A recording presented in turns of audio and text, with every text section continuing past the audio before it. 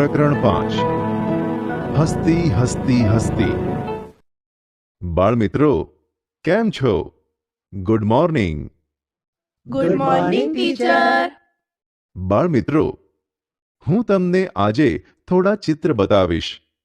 તમારે એ ચિત્ર જોઈને જવાબ આપવાનો છે કે આ ચિત્ર કોનું છે. હા ટીચર. જુઓ બાળમિત્રો, આ કોનું ચિત્ર છે? ટીચર, આ હરણનું ચિત્ર છે. સાચો જવાબ. આ હરણનું ચિત્ર છે. હવે જુઓ, આ બીજું ચિત્ર શેનું છે? ટીચર, આ તો સિંહનું ચિત્ર છે. અરે વાહ, સાચો જવાબ. આ સિંહનું ચિત્ર છે. સિંહને જંગલનો રાજા કહેવાય છે. બાળમિત્રો, આ બીજું એક ચિત્ર જુઓ અને કહો, આ કોનું ચિત્ર છે? આ હાથીનું ચિત્ર છે. અરે વાહ, સાચો જવાબ છે. આ હાથીનું ચિત્ર છે. બાળમિત્રો, તમે પણ પ્રાણી સંગ્રહાલયોમાં વિવિધ પ્રાણીઓ જોયા હશે. બધા પ્રાણીઓમાં હાથી કદમાં મોટું પ્રાણી છે. હાથીને સંસ્કૃત ભાષામાં હસ્તી અને ગજહ કહેવામાં આવે છે. તો ચાલો બાળમિત્રો, આજે હું તમને સંસ્કૃત ભાષામાં હાથીભાઈનું સરસ મજાનું કાવ્ય હસતી હસતી હસતી એટલે કે હાથી હાથી હાથી નામનું કાવ્ય સંભળાવું. તમે બધા ધ્યાનથી સાંભળજો.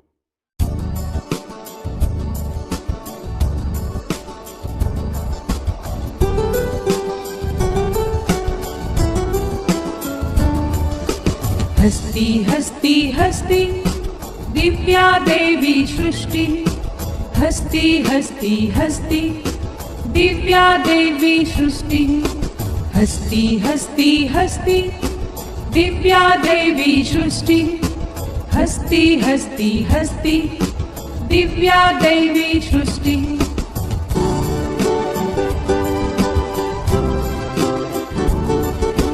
कदली सदृशी शुण्डा स्तंभ समानः पादः. कदली सदृशी शुण्डा स्तंभ समानः पादः. शूर्पाकारौ कर्णौ धवलौ दीर्घौ दन्तौ. शूर्पाकारौ कर्णौ धवलौ दीर्घौ दन्तौ.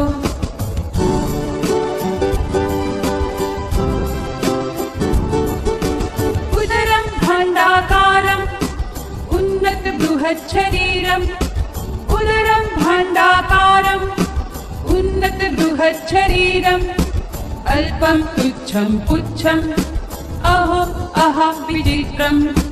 अल्पं तुच्छं पुच्छम् अहो अहा विचित्रम्.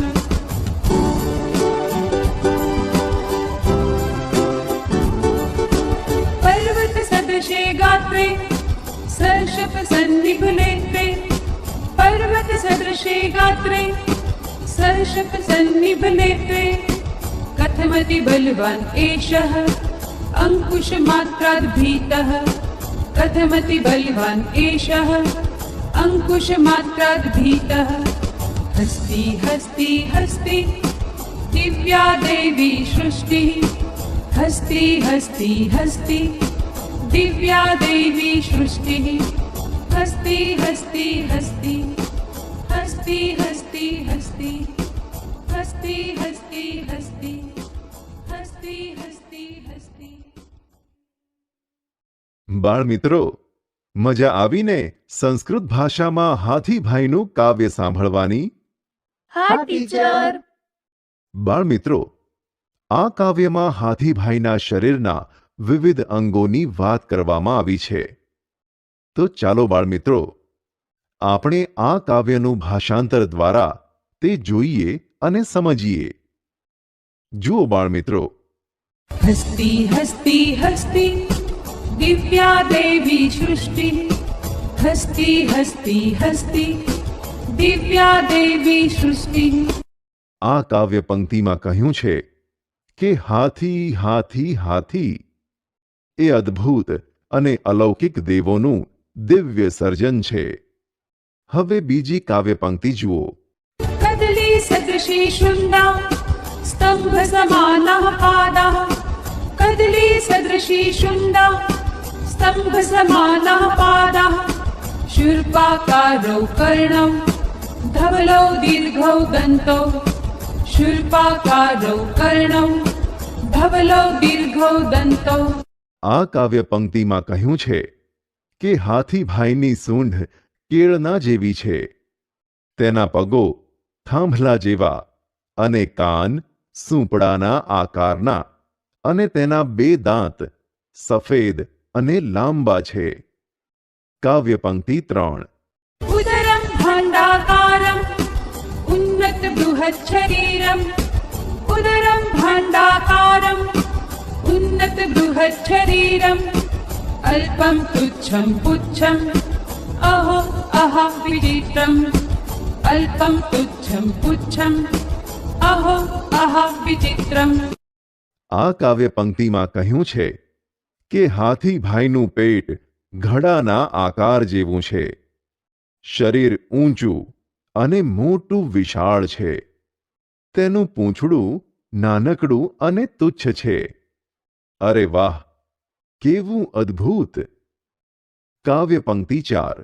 पर्वत सदृशे गात्रे सर्षप सन्निभ नेत्रे पर्वत सदृशे गात्रे सर्षप सन्निभ नेत्रे कथमति बलवान् एषः अंकुशमात्राद् भीतः कथमति बलवान् एषः अंकुशमात्राद् भीतः. આ કાવ્ય પંક્તિમાં કહ્યું છે કે હાથીભાઈના પર્વત જેવા શરીરમાં સરસવના જેવી 2 આંખો છે.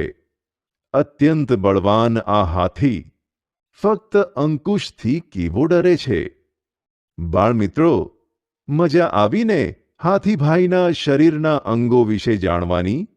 હા ટીચર. સરસ. તો બાળમિત્રો, તમે પણ ક્યારેક પ્રાણી સંગ્રહાલયની મુલાકાતે જજો અને ત્યાં તમે કયા કયા પ્રાણીઓ જોયા તેના વિશે વર્ગખંડમાં તમારા મિત્રો સાથે ચર્ચા કરજો. બરાબર?